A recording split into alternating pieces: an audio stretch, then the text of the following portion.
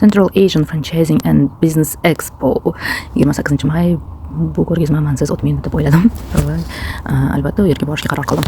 Volontyorlar to'g'ri topib borishimga ancha yordam berishdi. Oynada o'zimni ko'rib, qabul qilganim esimga tushdi. Kechgacha bu yerda qolmasam kerak deb o'yladim. Kirib kelganimizdan keyin registratsiyani tekshirib, kerakli tarqatma materiallarni berishdi va tepaga yo'l oldim. Bu yerda bizani o'zimizni mahalliy hamda xorijiy, ya'ni SNG bo'ylab kichik va o'rta bizneslar qatnashayotgan ekan. Masalan, bu Pinta Qozog'iston brendi grill barlar tarmog'i. Ularning o'ziga xosligi, ishlab chiqarishda o'zligini pivolari bor ekan. Bundan tashqari keyingisi bu Lotus, bu ham Qozog'istonniki spa salonlar tarmog'i. Unchalik o'ziga xosligini ko'rmadim. Kafeynyalar tarmog'ini ham bir necha xillari qatnashayotgan ekan. Bu Alanya Homes. Bular franshiza sotmayapti, uy sotyapti. Franshizalar iqtisodiyotni eng kuchli driver hisoblanadi. Nafaqat iqtisodiyotni, bu har bitta biznes boshlamoqchi bo'lgan odamga ham juda ham katta foyda keltiradi. Chunki siz tasavvur qiling, boshidan moliyaviy model ishlab chiqishingiz yoki qaysidir gipotezalarni sinab ko'rishingiz, marketing kompaniyalarini yo'lga qo'yishingiz, biznesni tizimlashtirishingiz kerak bo'lmaydi.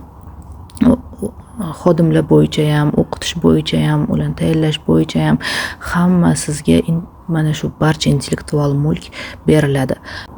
Siz velosipedni qaytadan kashf qilmaysiz, qaytadan barcha o'sha biznesmenni qilgan xatolarni bir qaytarib chiqmaysiz.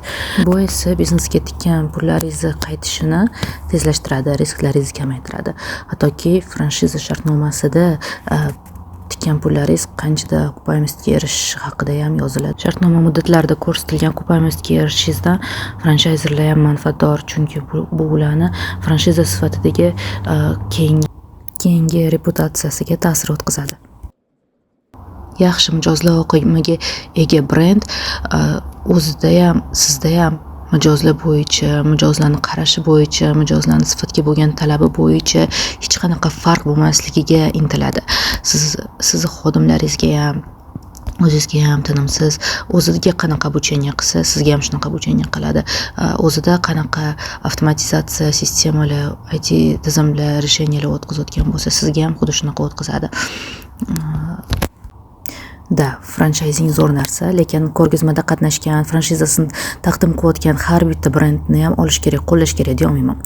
Buni bir tomondan siz o'zingiz qanchalik yonasiz shu sohada, qanchalik qiziqasiz, ishlagansiz, bilasiz, shu tomonlarga bog'liq bo'lsa, ikkinchi tomondan brendni zrelostiga. Ya'ni bir xil qatnashayotgan kompaniyalar bor. Hali o'zi oyoqqa turib olmagan, hali u ichki proseslarni yo'lga qo'yib olmagan, hali o'zi u постоянный mijozlar oqimiga ega emas. Siz unga uni gipotezasini sinovdan o'tkazadigan yana bitta sherik bo'lmoqchi emassiz. Siz uni masshtablashishiga, boshqa regionlarni ham o'zini brend bilan egallashga yordam beradigan hamkorsiz. Eng birinchi navbatda siz hamkorsiz. Shu sababli brendning zrelostiga ham katta ahamiyat berish kerak. Undan keyin sessiyalar boshlandi. Spikerlar so'zga chiqishdi. Men esa dugonamni ko'rib qoldim. Qornim ochdi, charchadim. Ketishga qaror qildim. Siz esa franshizalar haqida ularning saytiga kirib ko'proq bilib olishingiz mumkin. Har bitta brend qancha birinchi to'lov talab qiladi, qancha muddat okupayemiz taklif qilyapti, investitsiya qancha tikishingiz kerak va boshqa usloviyalar haqida shu sayt orqali bilib olishingiz mumkin.